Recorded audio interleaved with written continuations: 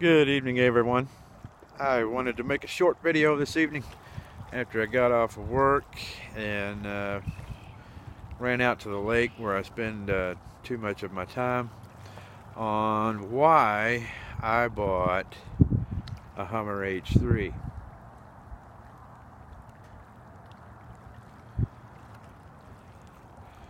So, I spent a number of months looking for a replacement vehicle for the Jeep XJ that I drove for a number of years.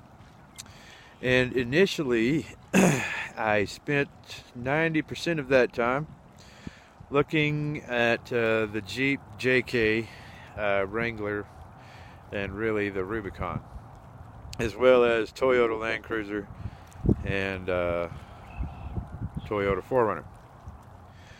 My requirements that I was looking for were, of course, four-wheel drive, but I wanted it to be, I was looking for a vehicle under $15,000, first of all. And also, I wanted a vehicle that had at least 4:10 to 1 gear ratio, front and rear, from the factory, because I didn't want to have to change that. And I was also looking for at least one locker, electronically activated locker on the vehicle also from the factory, because I didn't want to have to pay to add that. I was looking for something that I could get in and go. And then also, I wanted a vehicle that I could put 33-inch tires on without having to spend a lot on lifts and drive shafts, so on and so forth. The Hummer H3 was not even initially in my first inclinations. I spent too much time. I think I looked at just about every JK for sale in the state of Texas for like a 2-month period online. I didn't run all over the state like a fool, because I definitely wanted a 4-door vehicle. I wanted, because I have a plan to put an aluminum rooftop storage box on the roof that I've designed, and that was another factor also in going with the Hummer H3.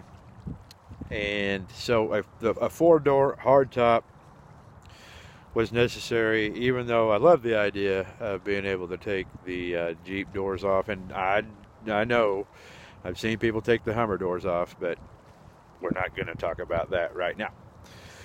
So I looked at a number of Jeeps, Jeep Wrangler, Rubicon, and any of you who know, if you want 4:10 to 1 and you want a locker, you're looking at a Rubicon.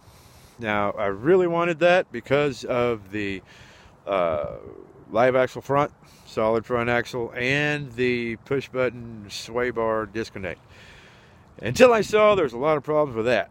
So I kind of ruled that out as one of the pros, because everyone says, well, that, tends to fail anyway. So, Jeep Wrangler Rubicon JKU starts at about $20,000 and up, unless it's really beat up. So that was above my $15,000 limit that I was looking for. Then I looked at the Toyota 4Runner, great overland vehicle. When you're looking for what I was looking for, that meant you had to get the TRD Pro.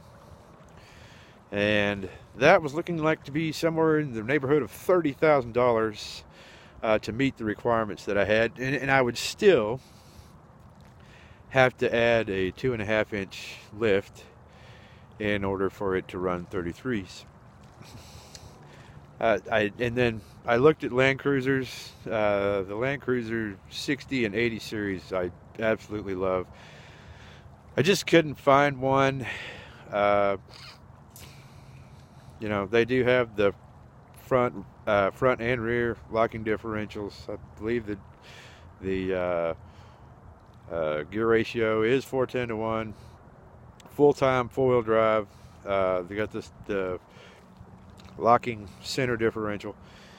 Excellent vehicles, and you know, one of these days I actually did have one purchased, but the seller was kind of a dick, so I told him to go away, and I ended up finding this Hummer H3 with the adventure package for $11,000.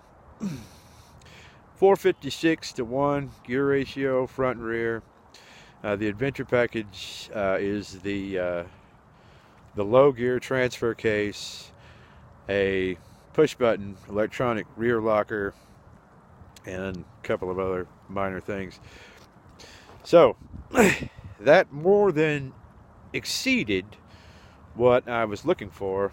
And then also a Hummer H3, you can install 33-inch tires, not the 12.5 inch width, you need wheel spacers for that, but you can install 33-inch tires on the Hummer H3 without modifications. Actually, you can install 35-inch tires with just some tweaking of the torsion bars, which I'm looking into later. So this vehicle met my requirements and was under my $15,000. Sorry, it's a little cold and windy out here.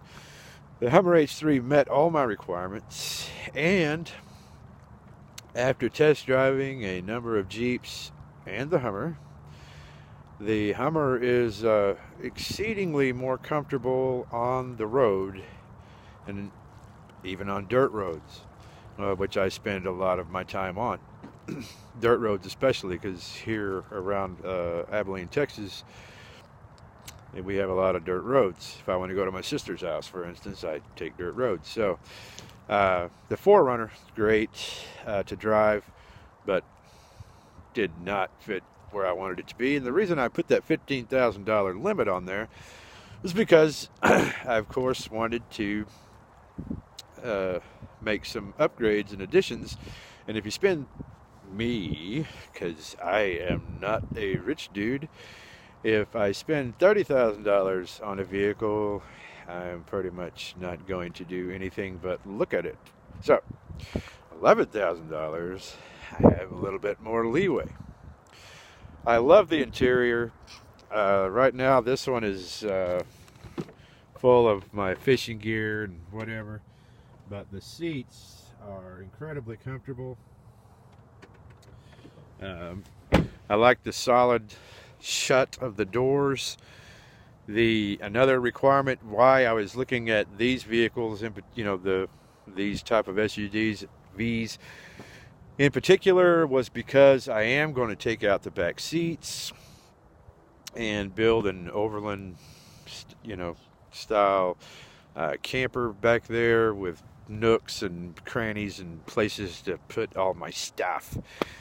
For one, because I don't really like to be at home right now. I spend most of my time in the evenings at the lake or wherever I can go, because who wants to be inside? So that was another requirement. I wanted to be able to take the back seats out and have room to build I haven't firmly nailed down, but a drawer system, some other things back there. I haven't got that far. Right now it's a mess. It's just my fishing gear thrown back there. I don't know if you saw that or not, because I don't know. But so it met those requirements. The D-rings are awesome. I actually use the front ones as for fishing as rod holders, and they work fabulous for that. Just in case you didn't know, I go fishing. I put my rods in here. Use those as rod holders. They're not just good for recovery. I pull right up to the lake, put my rods in there. It's fabulous. I am going to get rid of this chrome and black this out, A lot of people complain about the bumper. You know, I like the look of it. Yes, it's plastic with steel behind it, but so are all the others. So I'm not worried about upgrading that right now. When I tear it up, I'll add something else. I do like the addition of the fog lights and the off-road lights. They work really well. They're not LEDs, but I do use them quite often. And I got really lucky, and it came with the BF Goodrich all-terrain KOs. Fabulous tires. I can't say enough good things about these. I've taken it out on several trails that we have around here, and they are, number one, they're very tough tires, and then they do what I need them to do excellently well, and I'm definitely gonna stay with it. Was what I wanted to put on the truck in the first place, and magically they were already there. I just got lucky on that one. One thing I don't like is the leaf spring rear suspension. I really wanted the coil spring rear suspension, but I can deal with that. It does make towing a little bit more stable, which I did want, because I do intend to pull a 3,000 or so pound trailer at times, and that's within the towing capacity of the Hummer H3. It's about the same as the Jeep Wrangler Rubicon also. I do wish that I did want the live axle front. It is IFS, but it does make for more comfort, really. And I'm not really going to do any serious rock crawling for a good while, so I didn't really need that anyway. So loving it so far. Been about 2 months. Just practically been living in it, and may one day live in it anyway. So those are my reasons why the Hummer H3. It's also got a reputation as a very reliable vehicle. A lot of them go up to 300,000 miles, and it's a GM product, which I do have quite a bit of experience working on, which is also a thing for me. I do like the controls. I like the steering wheel, and really most of the vehicle. It's not a hot rod. It's the 3.7 liter 5-cylinder inline 5. It has enough power for what I need. Half the time I look down and I'm going too fast on the interstate anyway, and I'm not in the mountains right now ever, because they're 8 hours away at a minimum. So everything about the vehicle so far has pleased me, and I'm very happy with the purchase. It does everything I need it to. The all-wheel drive is fantastic on wet, slippery roads. I have never driven. I've had a number of SUVs, diesel trucks, things like that, four-wheel drives, this and that, for the last 25 years. And this vehicle in all-wheel drive on wet, slippery roads is fantastic. I have never driven a vehicle that I felt this secure driving on those type of roads. So if you're looking for a vehicle for what I call an adventure vehicle, this one will suit your purposes nicely, unless you're going to do some serious rock crawling, but you better have some money. The Hummer H3 does not get the popularity in Facebook groups and such like that as the Jeep and Tacoma and 4Runner and all of those other vehicles. It's kind of looked upon as the redheaded stepchild. I have no idea why, really, because or Hummer, whichever you want to call it, GM Hummer, designed this vehicle as a go-anywhere vehicle, just like those, that is comfortable, and it does those exact things.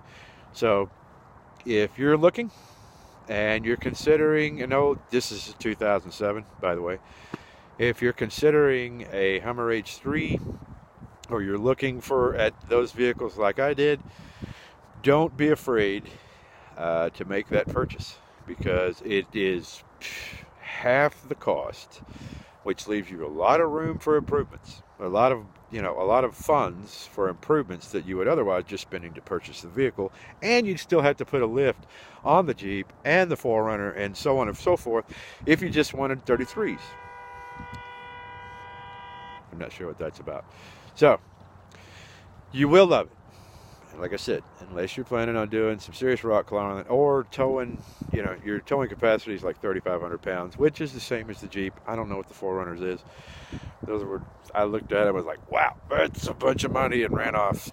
And the dealer just looked at me weird. But don't be afraid. Take one for a test drive. They're all available online. Look for the adventure package if you can. There's a lot of them out. A lot of people out there will tell you to get an Alpha, the V8. I can't say I'm perfectly happy with the N-Line 5. I would love to have an H3T, the truck, but that's not going to happen right now either. But those are my reasons, and I consider them fairly sensible. It does what I need it to. It met my requirements, and it does so within a friendly budget. So if you like this video, please say so, comment, share, subscribe. We're going to do some other stuff. We're going to do some things with this later when I can. And then, I'll show more of that. But right now, I'm just trying to get one in on the phone. So until next time, this is RJ signing out.